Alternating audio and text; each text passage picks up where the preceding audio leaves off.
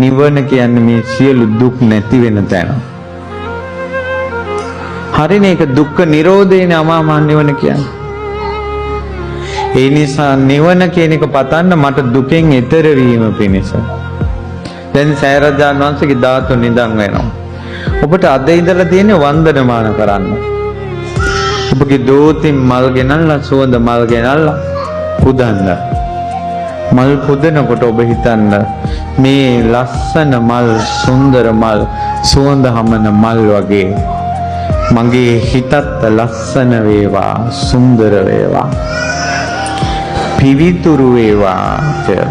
සුවඳ ටිකක් පූජා කළත් බුදුරජාණන් වහන්සේගේ අනන්ත ගුණ සුවඳට, සිල් සුවඳට, භාග්‍යවතුන් වහන්සේගෙන් විහිදුන ධම් සුවඳට මේ සුවඳ පූජා කරමින් පූජා වේවා. මගේ හිත තුලද ගුණ සුවඳ, සිල් සුවඳ, ධම් සුවඳ පැතිරේවා. සිසිල් පැන් එකක් පූජා කරනවා. මේ භාග්‍යවතුන් වහන්සේගේ නිවි සැනසුන ජීවිතේට, සිසිල් වීගේ ජීවිතේට මේ සිසිල් පැන් පූජා කරමින් පූජා වේවා.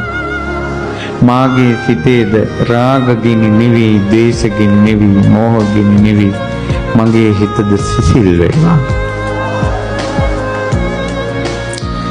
ඒ වගේ අර ඔබ කරන පින්කම මේ ඊතර වීමට, කෙලෙස් නිවීම පිණිස චේතනාව පිහිටුවා ගැනීම. පැහැදිලි නේද මම කියන්නේ? බෝ මලුවක වැටී තිබෙන බෝපතක් ඉවත් කළා. මේ බෝපත් ඉවත් වෙනවා වගේ මගේ හිතේ කෙලෙස් ඉවත් වී මමද, මගේ හිතද සුන්දර වෙනවා නම්, නිකලෙස් වෙනවා නම් කොයිතරම් හොඳද කියලා.